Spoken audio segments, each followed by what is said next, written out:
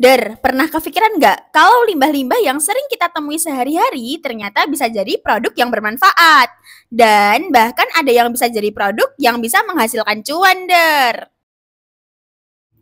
Limbah yang sering kali dianggap sebagai masalah, tetapi dengan kreativitas dan pengetahuan, kita bisa mengubahnya menjadi produk yang bernilai dan bisa menjadi solusi permasalahan limbah di Indonesia. Nah, kali ini Mimin mau bahas nih, jenis-jenis limbah bermanfaat yang bisa diolah dan bisa menjadi peluang bisnis. Tapi sebelum itu, kita harus tahu, kenapa sih kita harus mengolah limbah? Apa sih manfaatnya? Jadi, mengolah limbah memiliki berbagai manfaat penting, baik bagi lingkungan, ekonomi, maupun kesehatan masyarakat. Beberapa manfaat utama dari pengolahan limbah antara lain, pengurangan polusi. Pengolahan limbah dapat mengurangi jumlah limbah yang mencemari udara, tanah, dan air. Dengan mengelola limbah secara tepat, kita dapat mengurangi potensi dampak negatif terhadap ekosistem, Konservasi sumber daya alam. Banyak jenis limbah, terutama limbah organik dan logam, dapat didaur ulang untuk digunakan kembali sebagai bahan baku, Ini membantu mengurangi kebutuhan akan sumber daya alam yang terbatas. Penghematan energi. Beberapa proses pengolahan limbah seperti daur ulang membutuhkan lebih sedikit energi dibandingkan memproduksi barang baru dari bahan baku alami, Hal ini juga berkontribusi pada pengurangan emisi gas rumah kaca.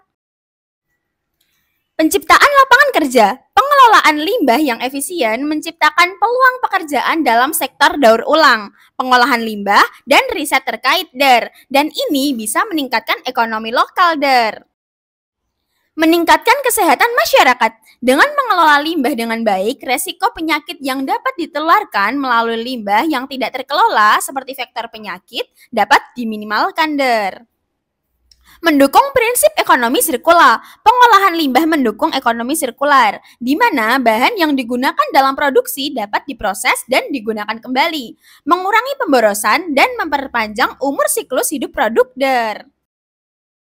Secara keseluruhan, mengolah limbah tidak hanya memberikan manfaat lingkungan, tetapi juga mendukung keberlanjutan dan kesejahteraan masyarakat. Oke, langsung aja ke intinya, Mimin mau jelasin limbah apa aja yang bisa diolah jadi cuan. Pertama, limbah organik, Contohnya seperti sisa makanan, kulit buah, dan sayuran, Cara pengolahannya bisa jadi composting, yaitu mengubah limbah organik menjadi pupuk yang kaya nutrisi untuk tanaman. Kemudian ada biofuel, Biofuel ini menggunakan limbah organik untuk menghasilkan biogas. Kemudian limbah plastik, contohnya seperti botol plastik, kantong plastik, dan kemasan. Cara olahnya dengan cara daur ulang plastik menjadi produk baru seperti tas, benang, atau bahkan bahan bangunan. Kemudian bisa juga digunakan untuk membuat kerajinan tangan atau furniture.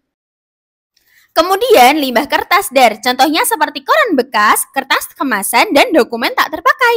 Pengolahannya dengan cara daur ulang, mengolah kertas bekas menjadi kertas baru atau produk kertas daur ulang. Bisa juga dibuat kerajinan, menggunakan kertas bekas untuk dijadikan produk kreatif seperti origami, kartu ucapan, atau dekorasi. Kemudian limbah elektronik, contohnya perangkat elektronik yang tidak terpakai seperti ponsel, komputer, dan baterai. Cara pengolahannya dengan cara daur ulang, memisahkan komponen berharga dan berbahaya, serta mengolahnya menjadi bahan baku baru. Bisa juga perbaikan pada limbah elektronik, jadi memperbaiki dan mendaur ulang perangkat untuk digunakan kembali. Kemudian limbah tekstil, contohnya seperti pakaian bekas, sisa kain, dan tekstil yang tidak terpakai. Cara pengolahannya dengan cara daur ulang, Jadi, mengubah kain bekas menjadi produk baru seperti tas atau aksesoris.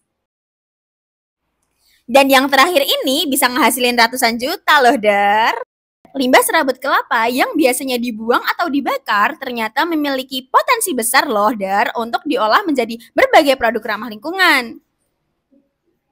Dan limbah dari serabut kelapa ini termasuk limbah zero waste, kalau diolah. Karena dari setiap bagiannya bisa dimanfaatin dan tidak menimbulkan limbah baru ketika diolah.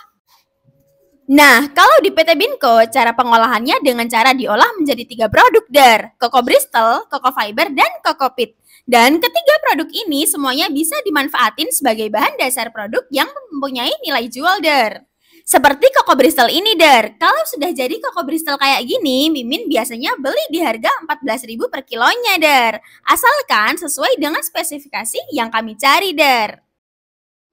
Seperti Koko Bristol ini, Der. Kalau sudah jadi Koko Bristol kayak gini, Mimin biasanya beli di harga 14.000 per kilonya, Der. Asalkan sesuai dengan spesifikasi yang kami cari, Der.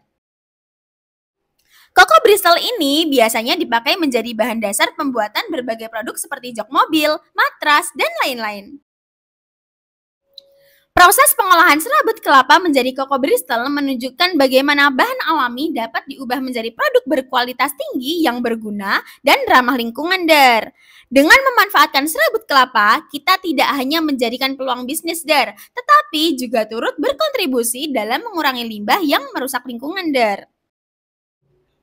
Kemudian kokopit, Der. Kokopit ini adalah bahan substrat yang terbuat dari serat dan kulit kelapa, Der. Biasanya digunakan dalam pertanian dan hortikultur sebagai media tanam karena kemampuannya menyimpan air, aerasi yang baik, dan sifat ramah lingkungan, Der. Dan banyak negara-negara maju yang mulai menggunakan kokopit sebagai media tanam karena keunggulannya. Kokopit ini juga laku di pasaran loh, Der. Contohnya kayak PT Binko yang mampu menjual puluhan hingga ratusan karung per harinya, Der.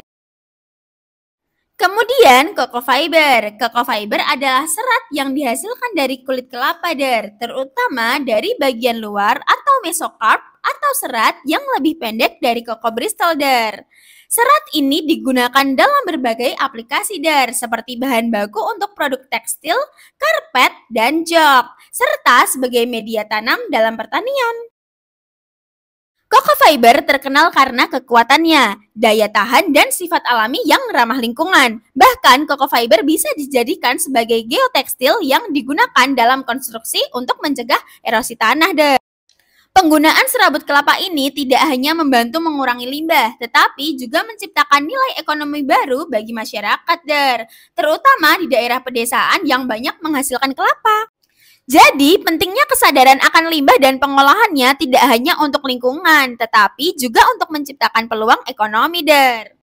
Mari kita semua berkontribusi dengan cara mendaur ulang dan mengolah limbah di sekitar kita, agar limbah bisa bertransformasi menjadi sesuatu yang bermanfaat. Oke, see you, brother. Sampai jumpa di pembahasan berikutnya ya. Sehat selalu.